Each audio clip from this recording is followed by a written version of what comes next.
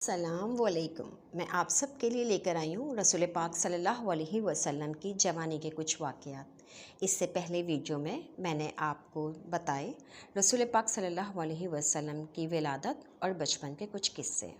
اگر آپ نے میری پچھلی ویڈیو نہیں دیکھی تو دیکھیں پارٹ 1 اور پارٹ 2، جس کا لنک میں آپ کو اوپر دے رہی ہوں۔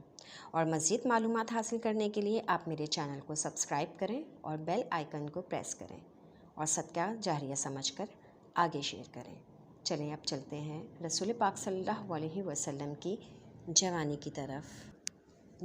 جب آپ نے اپنی جوانی میں قدم رکھا تو آپ صلی اللہ علیہ وسلم کو صادق اور امین کے لقب سے پکارا جانے لگا۔ مسلمان تو مسلمان، کافر بھی آپ کو صادق اور امین کہتے تھے۔ انہی دنوں حضرت ابو طالب نے آپ سے کہا کہ اے بھتیجے، میں بہت غریب آدمی ہوں اور قحط سالی کی وجہ سے اور سخت حالات کا سامنا ہے۔ کافی عرصے سے خشک سالی کا دور ہے اور کوئی ایسا کام بھی نہیں کہ گزارا ہو سکے۔ ایک تجارتی قافلہ شام جانے والا ہے، اس میں قریش کے لوگ شامل ہیں۔ قریش کی ایک خاتون خدیجہ بنت خوالد شام کی طرف اپنا تجارتی سامان بھیجا کرتی ہیں۔ جو شخص ان کا مال لے کر جاتا ہے وہ ان سے اپنی اجرت طے کر لیتا ہے۔ اب اگر تم ان کے پاس جاؤ اور ان کا مال لے جانے کی پیشکش کرو تو وہ ضرور اپنا مال تمہیں دیں گی، کیونکہ تمہاری امانت داری کی شہرت ان تک پہنچ چکی ہے۔ اگرچہ میں نہیں چاہتا کہ تم شام کے سفر پر جاؤ، کیونکہ یہودی تمہارے دشمن ہیں۔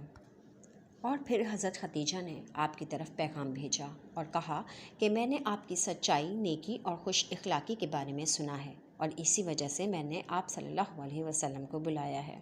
جو معاوضہ آپ کو آپ کی قوم دیتی ہے میں اس سے دگنا آپ کو دوں گی۔ آپ نے ان کی بات منظور کر لی۔ آپ حضرت خدیجہ کا سامان تجارت لے کر شام کی طرف روانہ ہوئے۔ حضرت خدیجہ کے غلام میسرہ آپ کے ساتھ تھے۔ ادھر آپ صلی اللہ علیہ وسلم روانہ ہوئے اور ادھر آپ کے معجزات ہونا شروع ہو گئے۔ ایک بادل کے ٹکڑے نے آپ صلی اللہ علیہ وسلم پر سایہ کر لیا اور آپ صلی اللہ علیہ وسلم کے ساتھ ساتھ چلنے لگا۔ جب آپ صلی اللہ علیہ وسلم شام پہنچے تو بصرہ شہر میں ایک درخت کے سائے میں اترے۔ یہ درخت ایک عیسائی راہب مستورہ کی خانقاہ کے سامنے تھا۔ اس راہب نے میسرہ کو دیکھا تو باہر نکل آیا اور اس نے رسول کریم صلی اللہ علیہ وسلم کو دیکھا۔ آپ صلی اللہ علیہ وسلم درخت کے نیچے ٹھہرے ہوئے تھے۔ آپ نے میسرہ سے پوچھا کہ یہ شخص کون ہے جو درخت کے نیچے ہے؟ میسرہ نے کہا کہ یہ ایک قریشی شخص ہے، حرم والوں میں سے ہے۔ یہ سن کر راہب نے کہا کہ اس درخت کے نیچے نبی کے سوا کبھی کوئی آدمی نہیں بیٹھا۔ راہب نے میسرہ سے پوچھا کہ کیا اس آدمی کی آنکھوں میں سرخی ہے؟ میسرہ نے کہا کہ ہاں، اور یہ سرخی ان کی آنکھوں میں مستقل رہتی ہے۔ مستورہ نے کہا کہ یہ وہی آدمی ہے۔ میسرہ نے حیرت سے کہا کہ کون؟ مستورہ نے کہا کہ یہ آخری نبی ہیں، کاش میں وہ دور پاتا جب ان کو نبوت ملے گی۔ اس کے بعد وہ رسول پاک صلی اللہ علیہ وسلم کے پاس گیا۔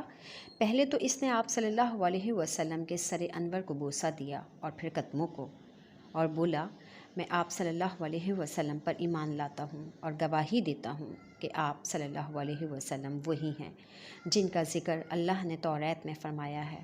اس کے بعد مستورہ نے آپ صلی اللہ علیہ وسلم سے فرمایا کہ میں نے آپ میں وہ تمام نشانیاں دیکھ لی ہیں جو پرانی کتابوں میں آپ کی نبوت کی علامتوں کے طور پر درج ہیں۔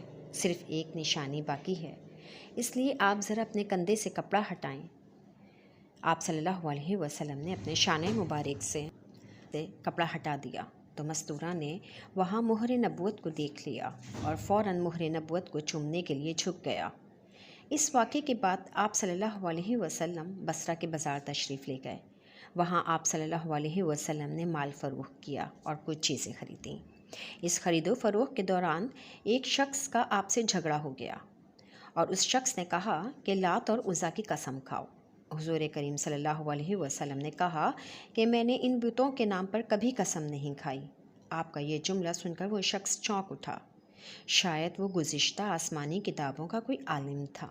وہ میسرہ کو ایک طرف لے جا کر کہنے لگا کہ یہ نبی ہیں، قسم ہے اس ذات کی کہ جس کے قبضے میں میری جان ہے، یہ وہی ہیں جن کا ذکر ہمارے راہب اپنی کتابوں میں کرتے ہیں۔ میسرہ نے اس بات کو ذہن نشین کر لیا۔ راستے میں ایک اور واقعہ پیش آیا۔ حضرت ختیجہ کے 2 اونٹ بہت تھک گئے اور چلنے کے قابل نہ رہے اور میسرہ کافی پیچھے رہ گیا۔ آپ صلی اللہ علیہ وسلم قافلے میں سب سے آگے تھے۔ میسرہ پریشان ہو کر بھاگتا ہوا آپ صلی اللہ علیہ وسلم کے پاس آیا اور آپ کو بتایا۔ آپ اس کے ساتھ دونوں اونٹوں کے پاس آئے اور ان اونٹوں کی کمر پر اور پچھلے حصے پر دم کر کے ہاتھ پھیرا۔ ایسا کرنا تھا کہ دونوں اونٹ بالکل ٹھیک ہو گئے اور اس قدر تیز چلے کہ قافلے کے اگلے حصے میں پہنچ گئے۔ میسرہ نے یہ بات دیکھ لی تھی کہ جب آپ اپنے اونٹ پر سوار ہوتے تو 2 فرشتے دھوپ سے بچانے کے لیے آپ پر سایہ کیے رکھتے۔ ان تمام باتوں کی وجہ سے میسرہ کے دل میں آپ کی محبت گھر کر گئی۔ آپ دوپہر کے وقت مکہ واپس پہنچ گئے اور سیدھا حضرت ختیجہ کے گھر اترے۔ حضرت ختیجہ اس وقت اپنی سہیلیوں کے ساتھ باتوں میں مصروف تھیں۔ جیسے ہی آپ صلی اللہ علیہ وسلم پر نظر پڑی تو دیکھا کہ بادل کا ایک ٹکڑا آپ کے ساتھ ساتھ سایہ کیے ہوئے ہے۔ پھر آپ صلی اللہ علیہ وسلم نے حضرت ختیجہ کو تجارت کے بارے میں بتایا اور بتایا کہ اس دفعہ پہلے کی نسبت دگنا فائدہ ہوا ہے۔ حضرت ختیجہ بہت خوش ہوئیں اور رسول پاک صلی اللہ علیہ وسلم کو دگنی اجرت دے کر روانہ کیا۔ ادھر حضرت ختیجہ نے میسرہ سے کہا کہ میں نے ان پر بادل کے ٹکڑوں کو سایہ کرتے ہوئے دیکھا ہے، کیا تم نے بھی ایسا کچھ دیکھا؟ میسرہ نے کہا کہ میں تو یہ سب کچھ اس وقت سے دیکھ رہا ہوں جب قافلہ مکے سے شام کے لیے روانہ ہو رہا تھا۔ ادھر آپ اور